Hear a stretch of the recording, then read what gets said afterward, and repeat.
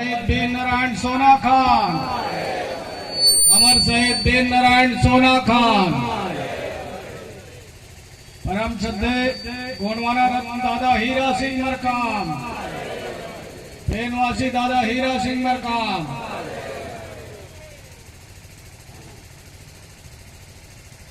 जनकपुर के धन धरती को नमन करते हुए आज के कार्यक्रम में हमारे बीच में चल करके आए गोंडवाना गणतंत्र पार्टी के राष्ट्रीय अध्यक्ष सम्माननीय बड़े भाई तुलेश्वर सिंह मरकाम जी के चरणों को सेवा जोहार। मंच पर मंचासीन गोंडवाना गणतंत्र पार्टी के राष्ट्रीय महासचिव सम्माननीय भाई राम प्रताप कुशवाहा जी, मंच पर मंचासीन मध्य प्रदेश से चल के आए अल्पसंख्यक मोर्चा के प्रदेश के अध्यक्ष भाई लाइक कुरैशी जी, मंच पर मंचासीन मध्य प्रदेश के हमारे पड़ोसी जिला से चल के आए प्रदेश के कार्यवाहक अध्यक्ष मध्य प्रदेश भाई तेज प्रताप उइके जी, मंच पर मंचासीन गोंडवाना गणतंत्र पार्टी के छत्तीसगढ़ के प्रदेश कार्यवाहक अध्यक्ष भाई कुलदीप प्रजापति जी, मंच पर मंचासीन गोंडवाना गणतंत्र पार्टी के संभागीय संगठन मंत्री भाई गिदगार आयाम जी, मंच पर कटनी जिला के जिला अध्यक्ष अरविंद टिकाम जी और संभागीय महामंत्री इरफान शेख जी, अमर सिंह बरस्ते जी और जिला के अध्यक्ष केवल मरकाम जी, कार्यवाहक अध्यक्ष भाई सुरेश आयाम जी, जिला के उपाध्यक्ष रामदेव परस्ते जी, ब्लॉक के कार्यवाहक अध्यक्ष एवं कानूनी सलाहकार माया प्रताप परस्ते जी, यहाँ उपस्थित सभी मातृशक्ति पितृशक्ति सभी को मेरा सादर सादर सेवा जोहार। साथियों, आज 165वें बलिदान दिवस अमर शहीद वीर नारायण जी को मैं सादर श्रद्धा सुमन अर्पित करते हुए, साथियों, छत्तीसगढ़ के प्रथम स्वतंत्रता संग्राम सेनानी वीर नारायण सिंह का जन्म सोना खान, जो तत्कालीन रायपुर जिला के कसडोल ब्लॉक के वर्तमान में भाटापारा बलौदा बाजार जिला के।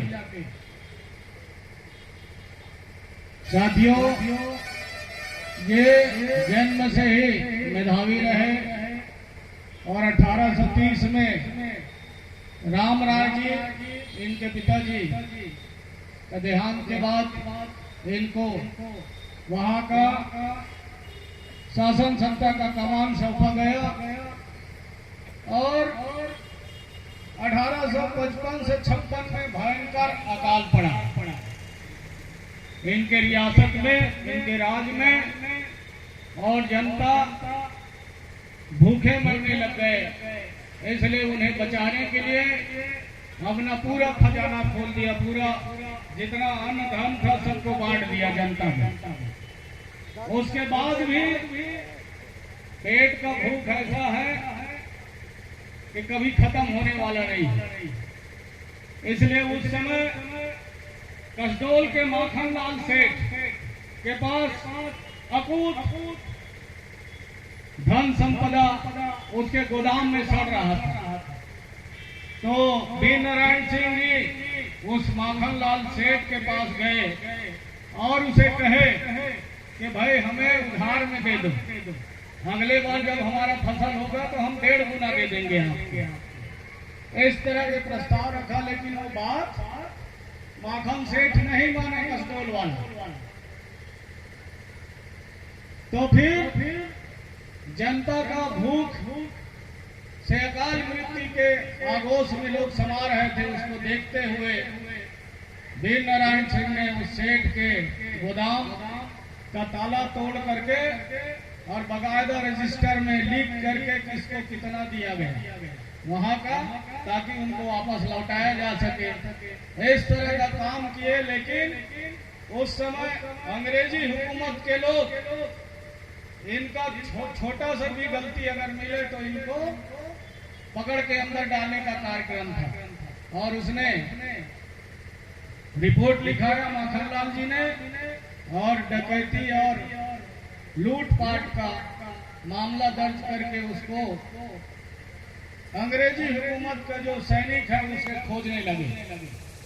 एक बार पकड़ा भी गया और रायपुर के सेंट्रल जेल में उसको बंद किया गया, लेकिन 9-10 महीना वो जेल में रहे। उसके बाद जेल तोड़ के वो फरार हो गए अपने कुछ साथियों के साथ।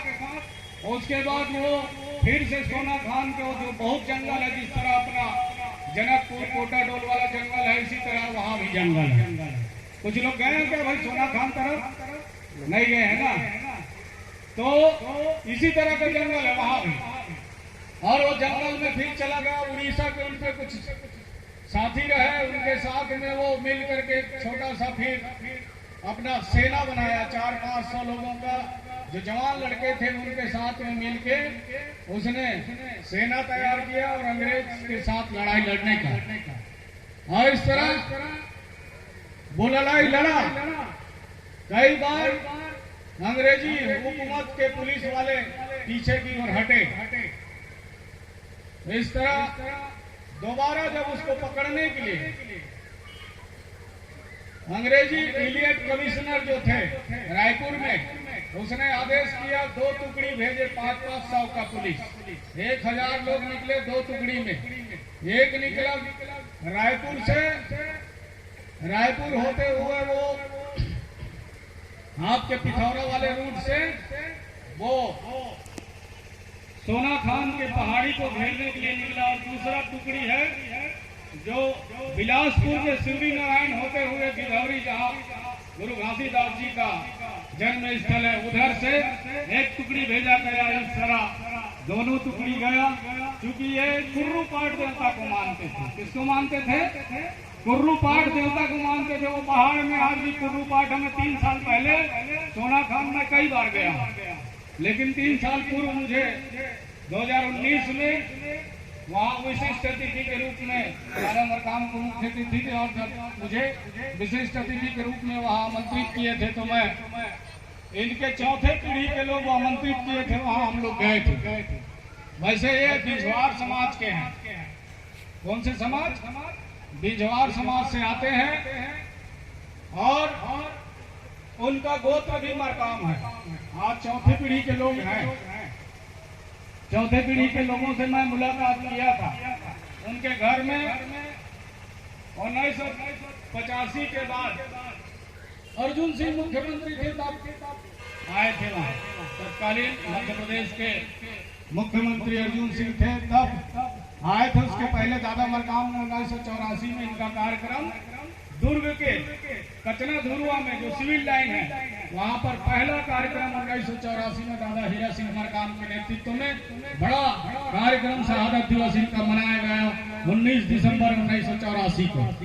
उसके बाद से एक कार्यक्रम की शुरुआत हुई और सरकार भी जानने लग गया कि ये छत्तीसगढ़ के प्रथम स्वतंत्रता संग्राम सेनानी है। तब से फिर सरकार यहाँ बदलते रही। अर्जुन सिंह गए, उसके बाद छत्तीसगढ़ अलग हुआ 2000 में, 1 नवंबर 2000 को, और दिसंबर में प्रथम मुख्यमंत्री अजीत जोगी गए। हम लोग भी गए थे उस कार्यक्रम में। इस तरह इनका जो कार्यक्रम है, जो सोना खान इसी में जाते हैं। सोना खान में छत्तीसगढ़ में अगर सोना का खदान मिला, सोना का खजाना मिला, तो कहाँ मिला? इनके गांव में मिला, सोना खान में मिला साथियों, जिसे पूर्ववर्ती सरकार ने नीलाम कर दिया। पूर्ववर्ती सरकार जानते हैं ना? पूर्ववर्ती सरकार ने उसे नीलाम कर दिया। 84 गांव के लोग उस पर आंदोलन कर रहे थे कि उसमें हमारा हिस्सेदारी तय होना चाहिए। लेकिन पूर्व सरकार ने किसानों के ऊपर लाठी चलवाया और उसको नीलाम कर दिया। वर्तमान सरकार भी उसको आगे बढ़ाने में लगा हुआ है। इसलिए मैं आप लोगों को कह देना चाहता हूँ क्योंकि इसी धरती में सोना है, इसी धरती में हीरा है, इसी धरती में लोहा और अबरक, हीरा मोती तमाम चीज इसी धरती में मिलता है। लेकिन यहाँ के लोग, अमीर धरती के गरीब लोग आज भूखों मरने के लिए तड़प रहे हैं साथी। तो ये जो व्यवस्था है, इस व्यवस्था में परिवर्तन करने की आवश्यकता है। जब तक हम परिवर्तन नहीं करेंगे तब तक आपको इन तमाम खनिज संपदा पर हक और अधिकार नहीं मिल सकता। भारतीय संविधान में इसके लिए व्यवस्था दी गई है। भारतीय संविधान के खान खनिज अधिनियम 1857 की धारा 425 में बात लिखी है, जो 5वीं अनुसूचित क्षेत्र है वहां पर जो किसान निवास करता है, अगर उसके जमीन के नीचे में खनिज संपदा निकलता है, सोना हो, हीरा हो, अबरक हो, तांबा हो, चाहे मोती हो, चाहे आपके कोयला हो, चाहे पथरा हो, इसका हिस्सेदारी वहां के किसान को मिलना चाहिए। ये सुप्रीम कोर्ट ने कहा साथी। लेकिन दुर्भाग्य है कि इस देश में और इस प्रदेश में लोग जो चुनाव जीत के जाते हैं वो इनकी बात नहीं करते, इन किसानों की बात नहीं करते, यहाँ के मालिकों की बात नहीं करते, वो सेठ और मरवाड़ियों की बात करने लगते हैं साथियों। जो पूंजीपति आए हैं, लोटा लेके आए, उनकी बात करने लगते हैं। इसलिए आपकी गरीबी, भूखमरी, बेरोजगारी, लाचारी आज चरम सीमा पर बैठा है। अगर उसको प्राप्त करना है तो आपको संगठित होकर के इस राज सत्ता पर आपको बैठना है। जो राज सत्ता, जो भारतीय संविधान में आपके लिए व्यवस्था दी गई, अभी 8 अगस्त को 2022 को 9 अगस्त को विश्व आदिवासी दिवस मनाया गया और 8 अगस्त को यहाँ के मुख्यमंत्री जी ने प्रेस कॉन्फ्रेंस करके कहा कि हम जो 24 दिसंबर 1996 को पेशा कानून, जिसकी प्रथम कल्पना आदिवासी समाज ने बस्तर के गुरुंगपाल से किया था। कहां से उसकी कल्पना की गई? बस्तर जिला के गुरुंगपाल से जिसकी कल्पना की गई। गांव के लोग चौरा में बैठ के हमारे गांव में हमारा राज की कल्पना की गई। हमारे गांव का जमीन, हमारे गांव का लकड़ी, हमारे गांव की खनिज संपदा, हमारे गांव का रेत, हमारे गांव का तमाम जो भी जंगल के नीचे में, जमीन के नीचे में है, उस पर हमारा मालिकाना हक होना चाहिए। ये बात गुरुंगपाल के आदिवासी जो नहीं पढ़े लिखे हैं उन लोगों ने ये बात की कल्पना की, शुरुआत की पंचायत लगा करके। जैसे ये बर के नीचे में चौरा है, इसी तरह चबूतरा बना करके वहां पर पहला बात रखा गया कि हमारे गांव में हमारा राज, और उधर चूंकि गोंडी बोलते हैं, मावा नाटे मावाना, ये नारा लोगों ने दिया और वही इस देश में कानून बना 24 दिसंबर 1996, जिसे अभी 8 अगस्त 2022 को यहाँ के मुख्यमंत्री ने पेशा कानून का नियम बनाया और प्रेस कॉन्फ्रेंस में कहे कि छत्तीसगढ़ के लोगों, आपको डरने की जरूरत नहीं कि पुराना जैसे चलता था, इस कानून के बनने के बाद भी वही तरह का काम चलते रहेंगे। ये इसने अपने स्टेटमेंट में कहा। तो आप सोच सकते हो ये मवई का रेत खदान किसको जा रहा है? मवई नदी का रेत किसको जा रहा है? नेउर नदी का रेत किसको जा रहा है? ये बात समझ रहे हैं ना? तब भाई जब पेशा कानून लागू हो गया तो इसका हक और अधिकार यहाँ गांव के लोगों को मिलना चाहिए कि कोई ठेकेदार लेके जाएगा उत्तर प्रदेश और सीधी जिला उधर रीवा जिला, कौन लेके जाएगा? बताइए तो। गांव के लोगों का उस पर हक और अधिकार है। तो ये बात तो अभी तक नहीं चालू हुआ। हम इस मंच के माध्यम से, अगर आप शहीद वीर नारायण सिंह जी को मानने वाले लोग हो आज उसका हम शहादत दिवस, बलिदान दिवस मना रहे हैं। और हम पूछना चाहते हैं यहाँ की सरकार को, यहाँ के विधायक को, कभी आप इसको गंगा मैया का कसम खाते थे? इसी नदी में आप, बनास नदी में, गोपत नदी में आप लोट मारते थे, रात भर सोए रहते थे। और आज उसी में आप दलाली करने का काम कर रहे हैं कि नहीं कर रहे हैं? बताइए भाई। अगर मेरे माइक की आवाज जहां तक जा रही, सुनने वाले, मैं सबको बताना चाहता हूं, ये सब लोग भली बात जानते हैं। तो इसमें कमीशन कौन खा रहा है? यहाँ के गरीब लोगों का हिस्सेदारी, यहाँ के ग्राम सभा का हिस्सेदारी कहाँ गया? हम तो पूछना चाहते हैं। तो कैसा पैसा कानून? और पैसा कानून में अगर आपने पैसा कानून बना दिया तो बजट में क्या ग्राम सभा के लिए कोई वित्तीय प्रबंधन किया, कोई आर्थिक मदद के लिए कोई पैसा का व्यवस्था किया? कैसे ग्राम सभा चलेगा? बिना पैसा का कोई चीज चल सकता है क्या? नहीं चल सकता। तो सरकार आपको यानी बेवकूफ बनाने में लगा हुआ कि हम पैसा कानून, लोग पूरे देश में आदिवासी के तमाम 9-10 प्रदेश है, सभी जगह पैसा कानून की बात लोग करते थे, 5वीं अनुसूची की बात करते थे। इसलिए इन तमाम राज्यों में भी, बगल में भी शहडोल में देश का राष्ट्रपति आया 15 तारीख को भगवान बिरसा मुंडा के जयंती पर, और वहां पर लालपुर में घोषणा कर दी है कि यहाँ भी पैसा कानून लागू होगा, है कि नहीं है?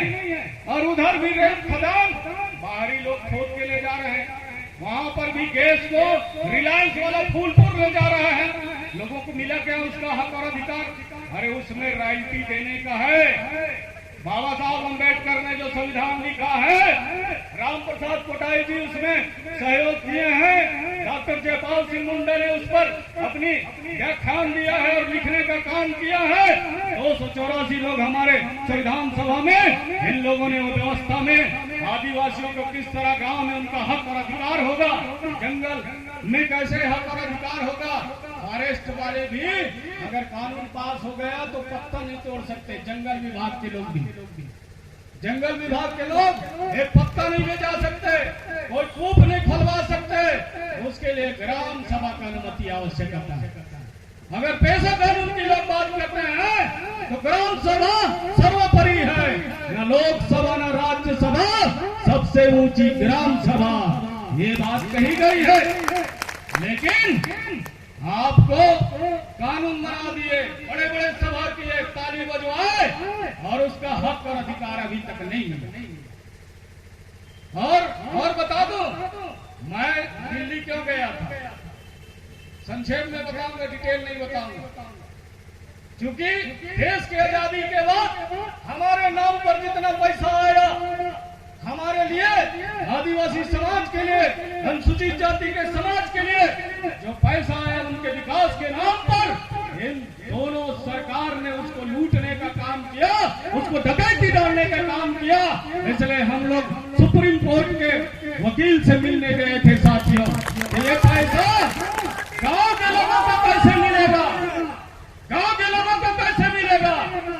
जो भी पैसा आता है, संविधान में व्यवस्था है, आदिवासी का जो पैसा है, अनुसूचित जाति का जो पैसा है, वो कभी लेट से नहीं होता, वो और ब्याज से बढ़ता है। तो 75 साल की आजादी में आज देश में अमृत महोत्सव मनाया जा रहा है, हमारा पैसा कहाँ गया? हमारा पैसा कहाँ गया? अरे इसी बात को तो मोदी कहे थे, 15-15 लाख की बात कहे थे, लेकिन हमारे पीछे में 1 करोड़, एक परिवार के एक आदमी के नाम पर 1 करोड़ से ज्यादा खर्चा हो गया। तो 1 करोड़ नगद हमको चाहिए के लिए चाहिए भाई, है ना? तो श्याम सिंह मरकाम उस पर पिटीशन दायर कर रहा है। श्याम सिंह मरकाम सरकार के ऊपर में पिटीशन में जा रहा हूं मैं। हमको हर व्यक्ति को 1-1 करोड़ रुपया चाहिए। वो पैसा निकालो, तुम चोरी किए हो, कहां पर खर्चा किया, हमको हिसाब चाहिए। 75 साल की आजादी में आदिवासियों पर किए गए खर्चा का हिसाब चाहिए। तो हम इसके लिए गए थे साथ। हम भी चाहते हैं कि आपको पैसा मिले, हमारे हक और अधिकार का जो पैसा है आपको मिलना चाहिए, नहीं मिलना चाहिए। देश का सबसे बड़ा वकील जिनसे हम लोगों ने बात करके आया, उसने कहा मैं आपकी पार्टी का लीगल एडवाइजर रहूंगा, सुप्रीम कोर्ट में आपका लड़ाई लड़ूंगा। और हमने उसको नियुक्ति पत्र भी दे दिया। और दिल्ली में रहते हैं, सबसे बड़ा, यूट्यूब में खोलेंगे उसका नाम सर्च में आ जाएगा। सरकार डरती है उससे। तो साथियों, आपके साथ लोग हैं देश में, बेईमान लोग नहीं है, ईमानदार बहुत है। तो बहुत सारे ईमानदार आपके साथ ईमानदारी से हम लोग काम कर रहे हैं। तो निश्चित तौर पर आपके साथ कंधे से कंधा मिला के लड़ाई लड़ने के लिए लोग तैयार हैं। इसलिए हम लोग गए थे साथियों। और चूंकि लड़ाई लंबी है, इसलिए उसने कहा कि 2023 में गोंडवाना की सरकार बनना चाहिए। जब तक गोंडवाना की सरकार नहीं बनेगा, आदिवासियों की भला नहीं हो सकता। कोई सरकार आ जाए, आदिवासियों की चिकनी चुपड़ी बात करेंगे लोग, आएंगे आपके सामने, कहेंगे आपको अच्छे बात, पैसा कानून लाएंगे, आपको हक और अधिकार दिलाएंगे, लेकिन पूरा माल समेट के वो दिल्ली भाग जाएंगे। ये काम चल रहा है कि नहीं चल रहा है? और दिल्ली से भी लोग भाग जाएंगे, लेकिन आपको कुछ नहीं मिलेगा। आप धूल धक्कर, हमारे यहाँ खदान, हमारे यहाँ जंगल, हमारे यहाँ रेत खदान, पथरा खदान, सोना का खदान, हीरा का खदान, उसके बाद भी ये समाज गरीब। तो ये